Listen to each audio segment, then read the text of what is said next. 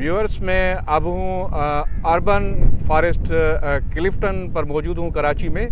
और मेरे साथ यहाँ पे मसूद लोहर साहब, ये अर्बन फॉरेस्ट के फाउंडर और सीईओ हैं। मसूद लोहर साहब ये यूएनडीपी के हेड भी रहे हैं और क्लाइमेट चेंज के एक्सपर्ट माने जाते हैं नेशनल और इंटरनेशनली।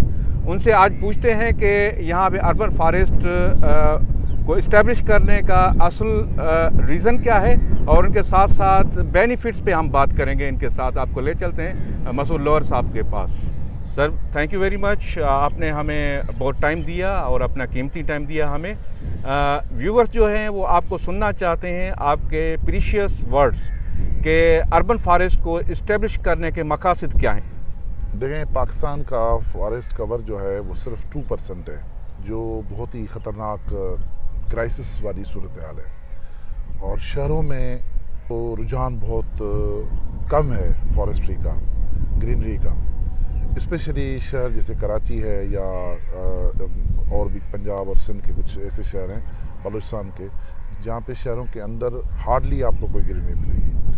तो कराची में एक एफर्ट ली गई कि कोनो कार्पस को बहुत ज़्यादा लगाया गया, जिससे मोनोकल्चर हो गया। और अभी आप देखें कि कौवे और चीलें बहुत ज़्यादा आपको नज़र आती हैं। दोनों प्रेडेटर बर्ड्स हैं, इसकी वजह से जो बाकी बर्ड्स हैं उनके बच्चे खा जाते हैं, अंडे खा जाते हैं। तो एक ज़रूरत थी कि एक ऐसा कोई पायलट प्रोजेक्ट करके दिखाया जाए जिसमें ये मिथ ख़त्म की जाए कि जी कराची में कुछ लग नहीं सकता और कोस्टल बेल्ट में तो कोई चीज़ लग ही नहीं सकती।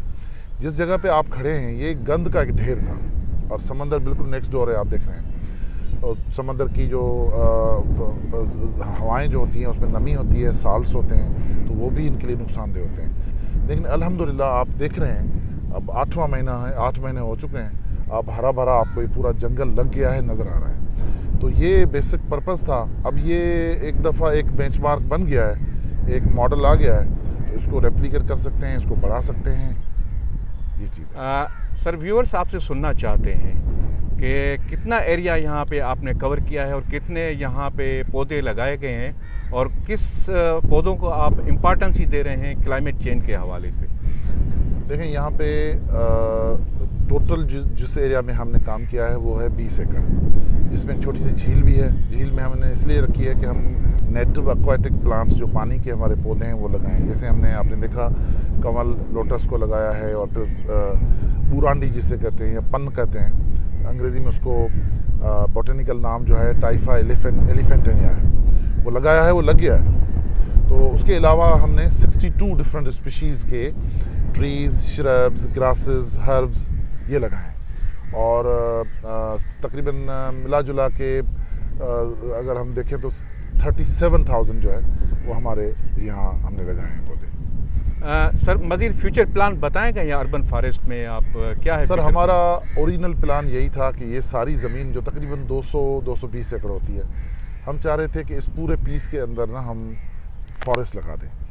और फिर ये जगह जो है लोग, एक तो इस इतने बड़े फॉरेस्ट लगने से बायोडाइवर्सिटी रीजनरेट हो जाएगी, हनी बीज, इंसेक्ट्स, बर्ड्स, तरह तरह की चीज़ें, वाइल्ड लाइफ हो जाएगी। फिर उसके बाद ये होगा कि इसको आप टूरिज़्म में भी तब्दील कर सकते हैं। जो पैसे आप बिल्डिंग बना के या बिल्डर्स से हासिल करना चाहते हैं, रियल एस्टेट से, वो आप टूरिज़्म से भी हासिल कर सकते हैं। लेकिन ये अगर ये बन जाता है तो ये कराची के लिए, कराची के हीट वेव का इलाज बन जाएगा। कराची का ये जितना मसला है जिसमें ये आप स्पेशली जो देख रहे हैं कि बायोडाइवर्सिटी कंप्रोमाइज़ हो चुकी है, वो सही हो जाएगी। सर, मज़ीद यहाँ पे छोटी छोटी आपने एक झील भी लगाई हुई है, तो इस पे तफसीली बात करें, ये क्यों लगाई है, इसका मकसद क्या है? ये लास्ट मेरा ख्याल है 2015-14 से हीट वेव्स आ रही हैं, और हीट वेव्स ऐसे शहर में आएँ जिसके साथ समंदर हो, तो ये बड़ी एक अनफॉर्चुनेट बात है। तो हमने यहाँ पे देखा कि यहाँ पे नेचुरल डिप्रेशंस हैं, जहाँ पे जब बारिश आती है तो पानी जमा हो जाता है, झीलें हैं, पानी जमा हो जाता है और 6-8 महीने रहता है पानी। तो हम ये कह रहे हैं कि रेन वाटर हार्वेस्टिंग करके जितने ऐसे डिप्रेशंस हैं कराची के कोस्ट पे, उनमें रेन वाटर हार्वेस्टिंग करें। तो उससे ये होगा कि एक्वीफर रिचार्ज होगा, सॉइल एरोजन ख़त्म होगी, क्योंकि ज़ाहिर समंदर इरोड कर रहा है सॉइल को। और ये जो लैंड रिक्लेम जगह जगह कर रहे हैं, जो मैं समझता हूँ गैर कानूनी होनी चाहिए, नहीं करनी चाहिए, तो वो इस तरह के छोटे छोटे डिप्रेशंस जो हैं एक्यूफर को रिचार्ज करेंगे, सॉइल इरोजन को रोकेंगे, सी इंट्रूजन को रोकेंगे। मसूद लोहर साहब, गवर्नमेंट का रिस्पांस किस तरह है सिंध गवर्नमेंट का? कुछ दिन पहले बिलाल भुट्टो जरदारी पाकिस्तान पीपल्स पार्टी के चेयरमैन और उनके साथ मुकम्मल कैबिनेट यहाँ पे विज़िट किया, तो आप क्या समझते हैं कि उनके विज़िट से कोई बेनिफिट इस प्रोजेक्ट को होगा? देखें, अगर फ्रेंकली ये प्रोजेक्ट शुरू हुआ मुर्तज़ा वहाब साहब के ताउन से, उन्होंने खुद इनिशिएट करवाया क्योंकि हम तो कहीं और लगा रहे थे पौधे। फिर कंटिन्यूसली मुर्तज़ा वहाब साहब ने हमें सपोर्ट किया और डिस्ट्रिक्ट एडमिनिस्ट्रेशन ने सपोर्ट किया। उस वक्त कराची पोर्ट ट्रस्ट ने कई तरह से हमें रोका, हर वायलेंस फिज़िकल होके हमें रोकने की कोशिश की, हमारे ऊपर केसेस किए, थ्रेटन किया, लेकिन उस पे और अली जैदी जो हमारा कराची का जो चैम्पियन बना हुआ है, वो वहाँ से वो ट्वीट कर रहा था कि जी हम कब्ज़ा कर रहे हैं। अब अली जैदी इधर आके बताए ना कि कौन सा हमने कब्ज़ा किया। आप तो तहरीक इंसाफ हैं तो अपन हमारा भी इंसाफ करें ना हमारा। तो उस पीरियड में सबसे ज़्यादा ओनरशिप हमें सिंध गवर्नमेंट ने दी, और बल्कि जिस वक्त हम डिप्रेशन में थे कि हमारे साथ ये ट्रीटमेंट थी, तो बिलाल भुट्टो साहब ने 200 शहतूत के पौधे हमें भेजे जो हमें लगाए थे। तो उनकी ऑल अलॉन्ग सिंध गवर्नमेंट की सारे डिपार्टमेंट्स की सपोर्ट है हमें, और इनकी लीडरशिप की सपोर्ट है, ओनरशिप है। तो अल्हम्दुलिल्लाह ये कर हो गया है और इंशाल्लाह और कर लेंगे हम।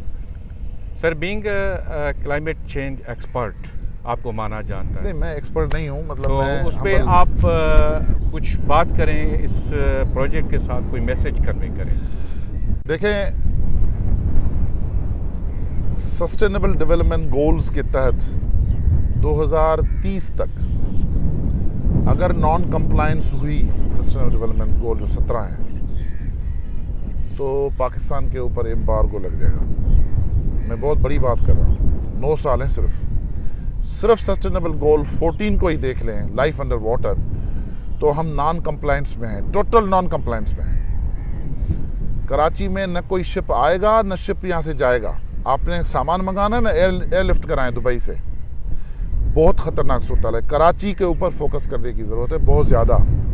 और अब नई क़यादत आई है, मुर्तज़ा वहाब साहब बहुत एनर्जेटिक, बहुत प्रो इन्वायरमेंट, प्रोग्रेसिव पर्सन है। तो मुझे उम्मीद है एज एन एडमिनिस्ट्रेटर, और हम उनको जितने भी हम प्रोफेशनल्स हैं सब उनके साथ पीछे खड़े हैं सपोर्ट के लिए। उम्मीद है कि हम इसकी शक्ल खड़ी कर देंगे, और ये जो मैं ख़तरनाक बात बता रहा हूँ एम्बार्गो वाली, वो नहीं होगी, नहीं तो ये होगा।